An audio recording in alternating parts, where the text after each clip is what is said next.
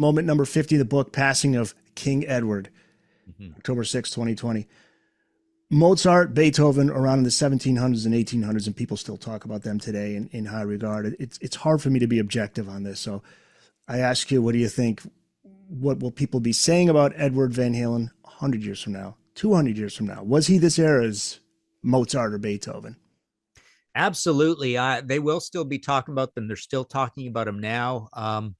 I think when it comes to guitar heroes, as time goes on and people are going, what's a guitar and what's a guitar hero and what was the 70s, 60s? And no one can remember that far back. And as radio playlists get pared back further and further and further, I think already we're almost left with the only guitar heroes. There's two of them. There's Jimi Hendrix and Eddie Van Halen. It's the only two that are on the list of two. Put it that way.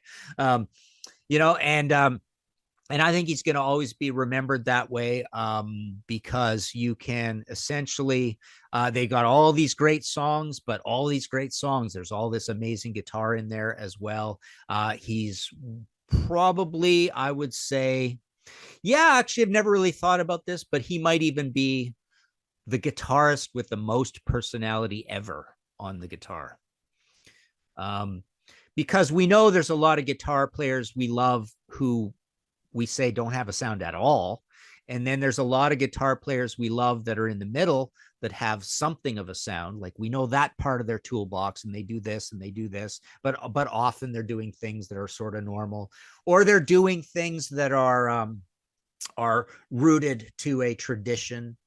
Um, so you got to be into guitar to realize what's cool about Michael Schenker or Randy Rhoads or even Angus Young or Brian May, right? You got to be into guitar to hear it, right? Um, and Jimi Hendrix is more of a guitar hero because of the story, right?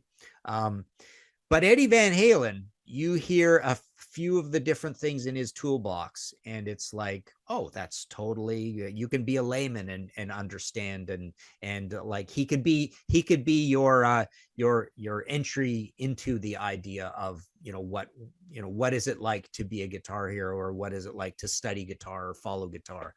I never really thought about that before, but I think he might be literally the guitarist with the most personality coming through his fingers onto the guitar.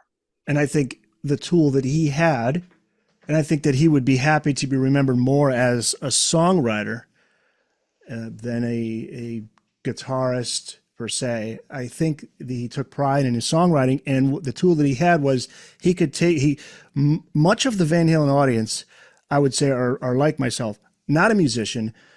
When you can, of course, he was going to appeal to the musicians, the technical side of things, but the non-musicians could feel something as strongly as a musician could feel when they heard him play. Mm-hmm. Is what I think speaks volumes to why they have so many fans. Yeah, it's funny you bring up songwriter, because I have mixed feelings about that. Like, number one, sadly, the super deep fan almost thinks of him more as a guy with a soldering iron more than anything, right? Like working on his bench, just jamming, recording things we're never going to hear. So they didn't put out enough music, number one. But the neat thing about being a songwriter in Van Halen, or the idea of songwriting and Van Halen, is that songs fell out of that because they weren't so steadfast a song like, okay, this song is built around this riff, right? It's built around guitar chatter and guitar bubbliness and guitar chords and guitars drifting in and out of the riff, the way people sometimes complain a little bit about Ritchie Blackmore, right?